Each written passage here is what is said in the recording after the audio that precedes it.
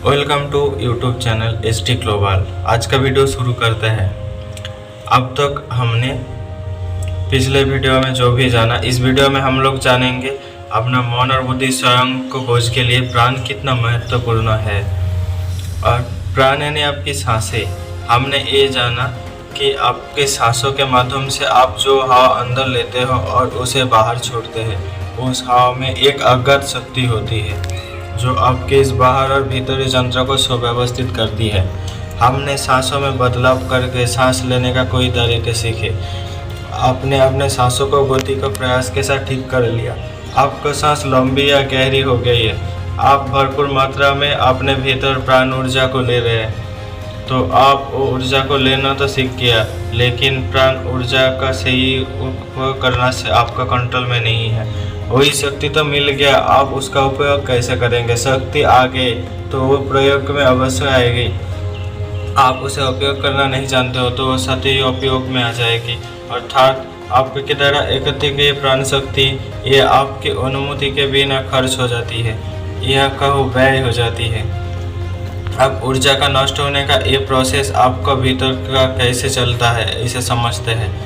ये हमारे शरीर की प्राण ऊर्जा नष्ट या व्यय होते हैं इसलिए कि जो आपके मन में विचार चलते हैं यह आपको केवल मानसिक रूप से ही नहीं बल्कि शारीरिक रूप से भी प्रभावित करता है। उदाहरण के लिए, आप शांत और खाली बैठे हुए हैं।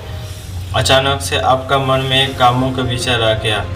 उसी कामों विचार के आते ही आपका भीतर काम वासना सक्रिय हो जाते हैं और आप अपने शरीर में देख पाए तो आपके शरीर में बदलाव होना शुरू हो जाएंगे। अगर वो काम वासना का विचार आपके मन में कंटिन्यू चलता रहा तो वो एक विचार ठीक ऐसे ही अपने जैसे विचार को और आकर्षित करेगा। याद रखना, अभी आपने कोई भी एक्शन नहीं लिया, बस केवल अभी भीतरी तौर पर कुछ विचार चल रहे, काम वासना के विचार। अब इस समय अगर आप अपने स्थितियों को जांच पाए तो आपको अपने भीतर एक अलग प्रकार की कमजोरी का महसूस होगा, एक थकावट सी। आप अपने को थका हुआ महसूस करेंगे। आपका शरीर सामान्य की तुलना में थोड़ा अधिक गर्म हो जाएगा। काम और उत्तेजना वाले विचार आपके मन के इस तरह से ग्रसित कर देते हैं कि आपकी दूसरी चीज़ों में सोचने समझने की शक्ति मन नष्ट हो गई हो। आप अपनी सांसों में थोड़ी बहुत चेंजेस करके उसे लयबद्धता को बदला था या प्राणायाम करके अपने शरीर में अधिक मात्रा में ऊर्जा को भरा था, प्राण शक्ति को भरा था। अब यही प्राण शक्ति आपके भीतर आया हुआ एक कामत्व का विचार को वो वैसे खर्च करने लगता है। प्राण शक्ति वह नष्ट हो रही, जबकि आप अपने शक्ति का उपयोग कोई पे नहीं किया।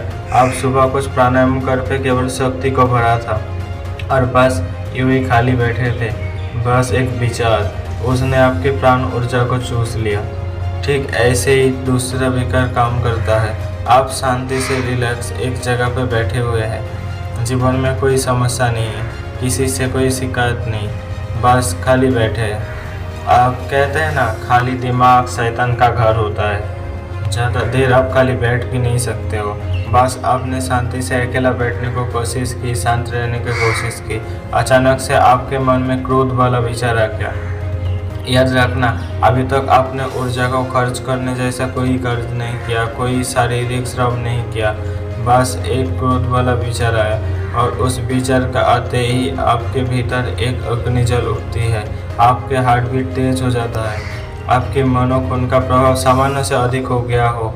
आपके चेहरे की लकीरें बदल जाता है, यानी आपके फेस एक्सप्रेशन बदल जाता है और इस स्थिति में आपकी प्राण ऊर्जा बहुत अधिक मात्रा में तेजी से खर्च होने लगता है। बिल्कुल ऐसे ही जैसे आप अपने मोबाइल फ़ोन को अगर नॉर्मल तरीक़ा से उपयोग में लेते हैं तो आप उसके बैटरी के इस्तेमाल शाम तक कर सकते हैं या हो सकता है उससे भी अधिक। लेकिन आप अपने मोबाइल फ़ोन में कोई हैवी गेम्स खेलने लगे तो अभी उसका बैटरी बैकअप बहुत तेज़ी से गिरने लगती है, यानी फ़ोन का मैकेनिज्म शक्ति या पावर को अधिक मात्रा में उपयोग में ले रहा है। ऐसे ही मनुष्य का शरीर में कुछ ऐसी ही चीज़ें हैं या कोई ऐसे ही विचार है जो आपके शक्ति को अधिक मात्रा में खर्च कर देते हैं। से इसके फलस्वरूप शरीर में जल्दी बुढ़ापे के लक्षण शुरू हो जाता है, शरीर बीमारी से ग्रसित होने लगता है, आप चिंता और तनाव में जीने लगते हैं, आपका वही जीवन बेजान बेरंग हो जाता है। आप अपने जीवन में इसका प्रैक्टिकल करना शुरू करें। जब भी कोई आपको उत्तेजित विचार आए या आपको कोई क्रोध वाला विचार आए, इसी से ईर्ष्या वाला विचार आए, तो आप कुछ मत करना, केवल शांत होकर थोड़ा सा होश साधना और ये देखने की कोशिश करना कि उस समय आपके भीतर क्या सब कुछ सामान्य चल रहा है या आप अपने भीतर कुछ कम होता हुआ महसूस कर रहे हैं। कोई भारीपन या थका हुआ या अपने आप को कोसने जैसा मन। थोड़ा स्थिर रहकर जब आप अपने को जांचेंगे तो आप जान पाएंगे कि आपके भीतर जो बदलाव हो रहे हैं वो असल में आपके भीतर प्राणवायु खर्च होने का परिणाम है। तो अगर आप चाहते हैं तो आपका बुद्धि का स्तर सामान्य मनुष्य की तुलना में अधिक हो जाए या आप में आध्यात्मिक एबिलिटी डेवलप हो जाए, तो आपको ऐसे महान व्यक्तियों के जीवन को समझना चाहिए जिन्होंने इस क्षमता को पा लिया था। जैसे अगर आप स्वामी विवेकानंद जी को देखें तो वो अपने कामों को विचार से मुक्त थे। उन्होंने अपने काम वासना पर नियंत्रण पा लिया था, लेकिन उनका नियंत्रण प्रयास नहीं था। उन्हें अपना काम वासना पर नियंत्रण करने के लिए किसी भी प्रकार का प्रयास करने की आवश्यकता नहीं की। उन्होंने अपना किसी दूसरे का संभावना पर काम किया और बाकी चीज़ें अपने आप ही सध गई। आप बुद्ध के जीवन में समझ सकते हैं, वो अपना राजपाट छोड़ के जंगल की ओर चली गई और उन्होंने अपनाया करुणा, प्रेम, दया। अगर आपने बुद्ध के बारे में कुछ सुना है या पढ़ा है तो आप उनके बारे में तो जानते ही होंगे। और क्रोध से मुक्त थे, लोभ से भी मुक्त थे, अहंकार से भी मुक्त थे, काम वासना से भी मुक्त हो गए और जब पैर घटा तो मोह से भी मुक्त हो गए। और इन सब से मुक्त होने के बाद इस प्रकार का आचरण अपनाने के बाद उन्हें जो हासिल हुआ वो ही था परम सत्य निर्माण। तो मित्र, आपके जीवन में जो सारी फसद की जड़ है वो है आपका मन। और अब आश्चर्य की बात है, मन का अपना कोई भौतिक अस्तित्व है ही नहीं।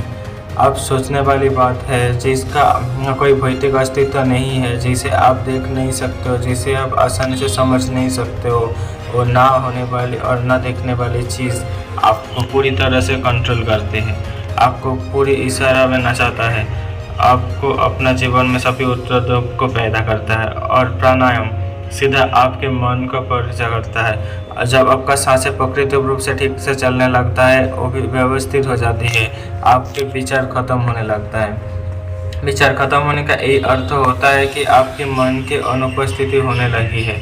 और जब मन नहीं होता है तभी आप अपने असली स्वरूप को जान सकते हैं।